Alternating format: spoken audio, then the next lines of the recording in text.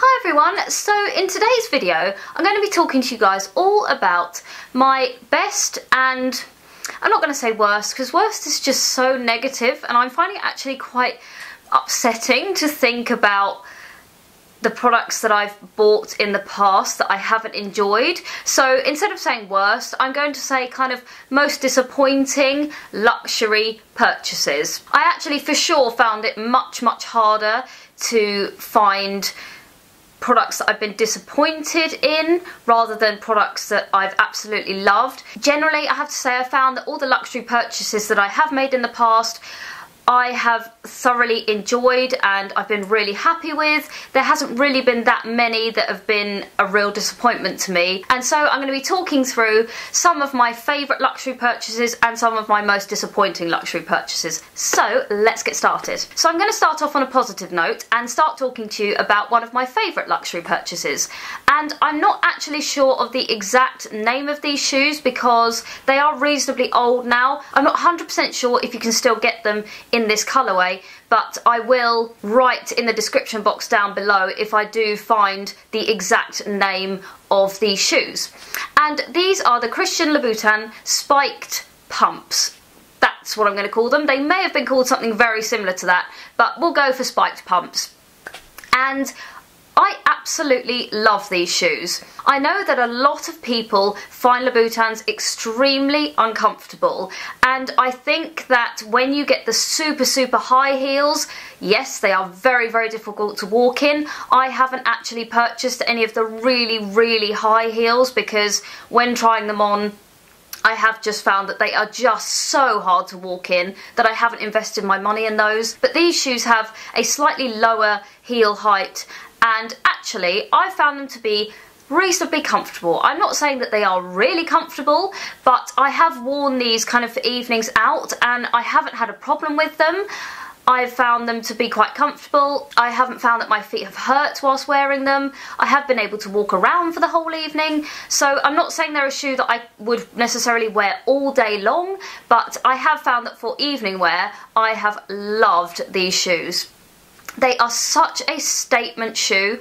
Whenever I wear them, people for sure notice them because they are so unusual. And what I love about these shoes is that because they have the spikes covering them, they kind of just make an outfit just that little bit more edgy. They can really turn a much more plain outfit into something a lot more special, and just with that little bit of statement added to your outfit, it really does make an outfit. They're also a beautiful shape. I like the pointed toe because it kind of elongates your foot, and they're very flattering. For me, they are just that kind of perfect shade of nude where they're not too browny, not too pinky, they're just the right shade, and they are kind of a patent leather underneath the spikes, so again I feel like they are slightly more evening appropriate. I absolutely love these shoes. I have worn them so many times. They go with absolutely everything. Like I said, they make an outfit just that little bit more edgy, little bit more statement. I adore them. They kind of go with dresses, skirts, trousers, literally everything. They're a really versatile piece. Love them for evening wear. They for sure had to be in with my best luxury purchases. So that's my number one. So my first disappointing luxury purchase item is a pair of shoes. I thought I would kind of bunch the shoes in all together, and it is a pair of Miu Miu flats.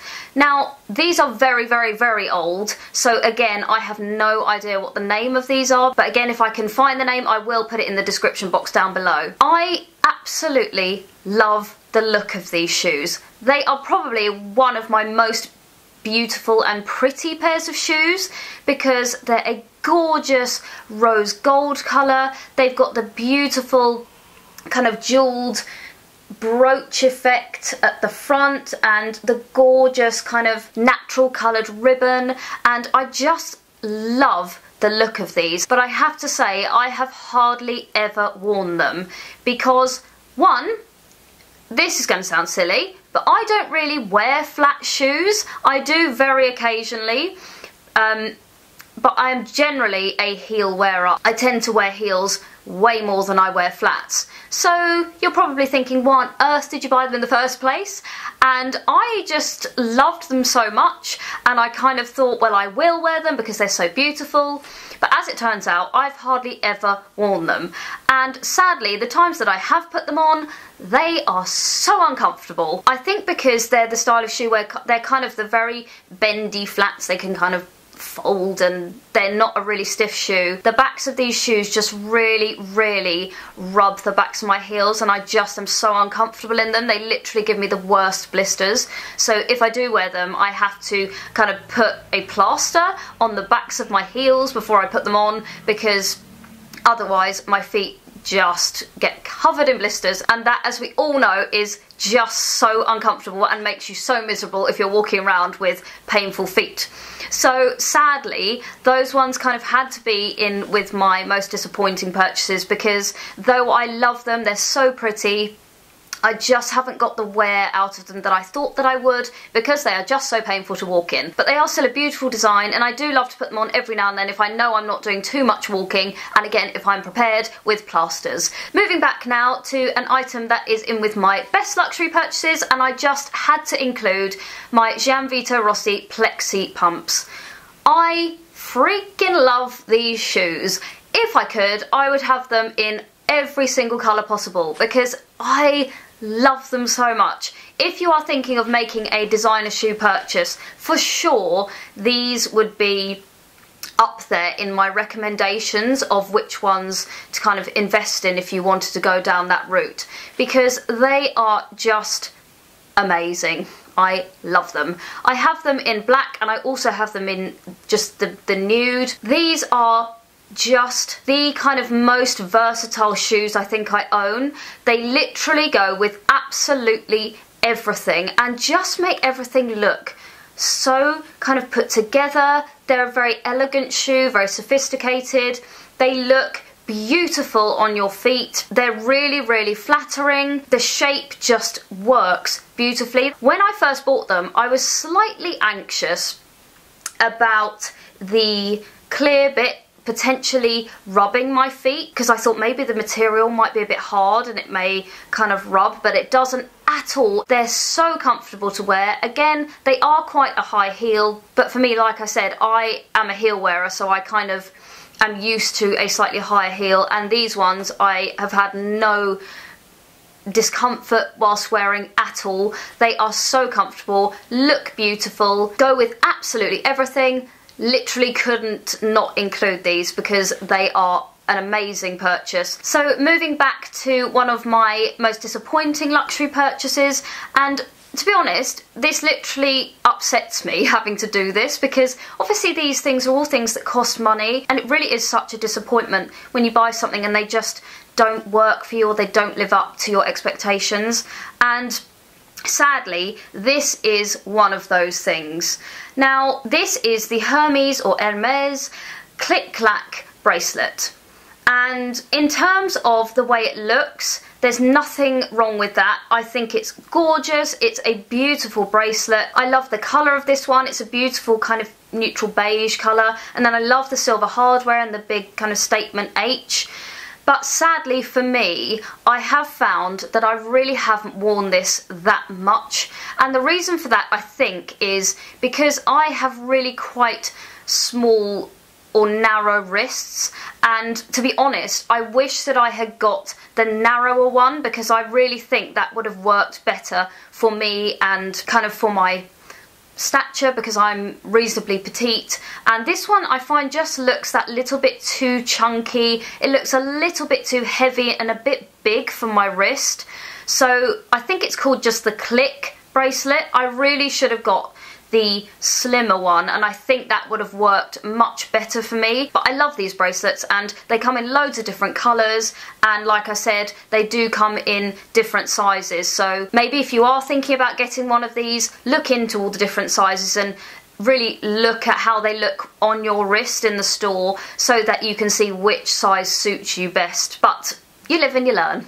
So that's my second disappointing product. I love it, but just for those reasons, as I said, that's the reason it made it into my disappointing list. So another one of my best luxury purchases is my black Chanel card holder.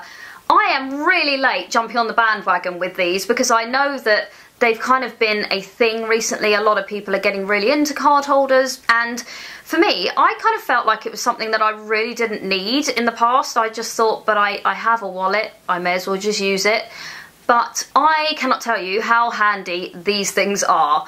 This is the black Chanel Caviar leather card holder with the silver Chanel hardware. And it's got a great amount of pockets. It's got a pocket at the front, 2 pockets at the back, and then a large pocket in the middle. And honestly, this little thing is so useful. I find that the best thing about these is if you switch up your handbag to maybe an evening bag where they are usually significantly smaller than the bags that you carry around in the day, sometimes you just don't want to take out your entire wallet because obviously they are much bigger and they don't always fit that well into evening bags or smaller bags. So these are the perfect solution for that because they take up pretty much no room. You can get quite a few cards and some cash in there if you want to. So basically you've got absolutely everything you need in a much more compact little wallet. Obviously so many different brands do these, but I just love the Chanel ones. They're so chic, and this one I have used a lot. There's absolutely no signs of wear whatsoever on it. The Caviar leather I find is always a safer option in terms of kind of durability. It generally doesn't mark or wear too badly. From my other Chanel products that I've got, my Caviar leather items all look pretty much like new because the leather does wear just so much better. So for sure I had to put this little guy in my best list because I've got so much use out of it, and considering I thought I didn't need it, I really have used it so much, so I'm really happy with this purchase. So my next item in my disappointing products category is one that truly upsets me greatly, and that is because it is actually a Chanel wallet. Now, I still absolutely adore the look of this wallet. It's kind of in the style of the boy bags. It's got that same vibe. I love the colour of it. It's such a beautiful soft grey. The leather is so beautifully buttery soft. It is a beautiful wallet. My problem with this wallet, and to me this is quite a major thing because I find it unbelievably annoying, is that when you open it up, the zip pocket that is inside this wallet, where in theory I thought you were supposed to put your coins. I assume that that is what the zip part of wallets is for. I thought that was the main function for them. However, the major fault with this wallet is that the zip doesn't zip all the way up to the end of the wallet, which basically means that if you ever tip this wallet upside down, or it just is upside down inside your handbag, or you take it out of your handbag and tip your wallet to turn it to open it, all of the coins come straight out of the hole.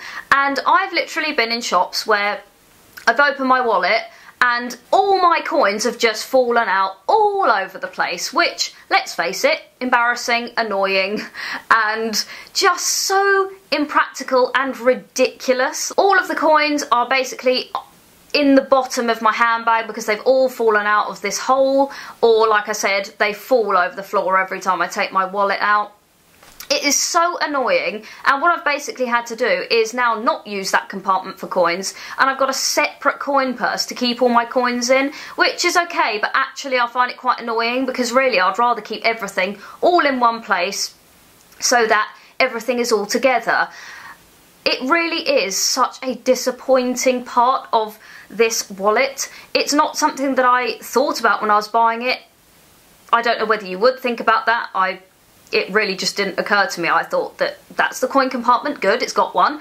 And I've just found as I've been using it, it's just so annoying. So sadly I am really disappointed in this because I just find that so irritating. And also another thing though, obviously this is kind of a hazard of buying a lighter colour wallet and one that is in a softer leather. It has got quite a few marks on the back of it, just kind of through wear and tear. So it has got a few marks on it, but more than anything, it's the coin situation that drives me crazy. So I'm pretty sure that that is my number one most disappointing luxury purchase, which makes me very sad, but it's true. What can I say? Moving back to a positive note, these Prada sunglasses are for sure in with my best luxury purchases. I actually bought these this year and I cannot stop wearing these. All my other sunglasses have kind of been a bit neglected, sadly, for this year, because I have just loved wearing these so much. They're just a little bit different. I love the shape. They're just really kind of flattering, or I just like the shape of them on my face. I actually find it quite difficult to find glasses that really suit my face shape, but I do actually think that these kind of are quite good on my face shape. Hopefully you guys agree. They are just quite simple. They're just black with kind of a bit of gold hardware. They're kind of very different in terms of shape to all the other pairs of sunglasses that I have, and thankfully, though I am quite careful and I do keep them in the case that they came in, they've got absolutely no signs of wear and tear on them whatsoever. So they're also really comfortable to wear, very light, and just love them. Everything about them, really great pair of sunglasses, really happy with them. So the final thing in my disappointing purchases category is one of the Christian Louboutin lipsticks. Now, I'm not saying that there's anything wrong with the lipstick itself, they're okay. My issue with these is the cost of them. £65 a pop for these lipsticks is a huge amount of money to pay for a lipstick. Let's face it. I understand that the packaging is very ornate and very fancy and probably, you know, cost a bit to make.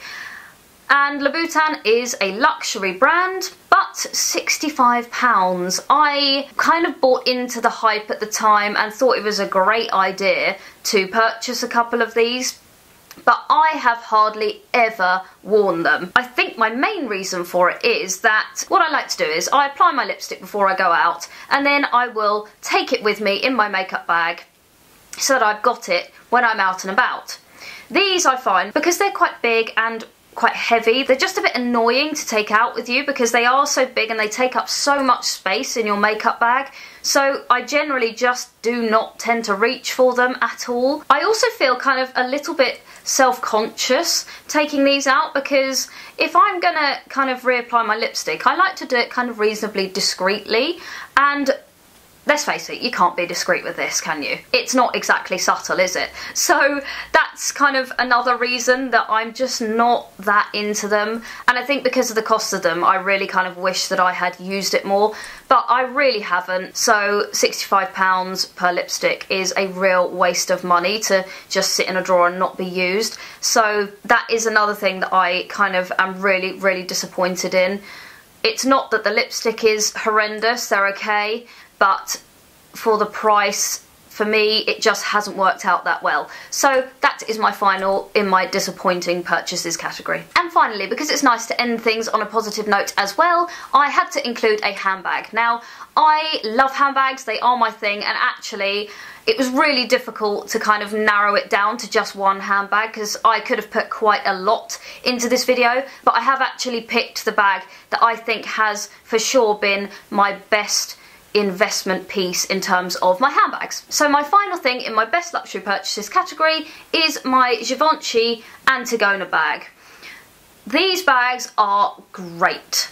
I can't really rave about this enough. This is actually the size small. I believe it comes in, I think it's 4 different sizes. This is the small kind of matte black version. There is a gloss black, but I just went for the matte black because I like it. And everything about this bag I absolutely love. It's the perfect size because though it is still quite nice and small and compact, and actually the size of it looks quite good on a reasonably petite frame, you can fit so much stuff into these bags. It's quite unbelievable. They don't necessarily look like you can fit a huge amount into them, but honestly, I can literally fit every single thing that I need into this bag. It is absolutely brilliant.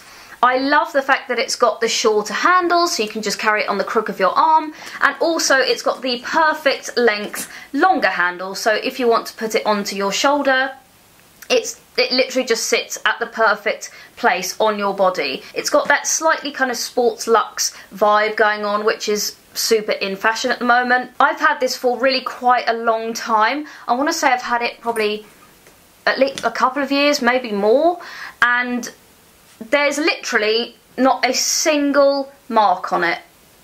There's nothing. It's just worn so well. Again, this does come in quite an array of different colours, so if you didn't want to get the black, there's a beautiful grey one that I love as well. I'm really into grey at the moment. As you can see, I'm currently wearing grey. But yeah, it does come in a lot of different colours, different sizes to suit your needs, which is great.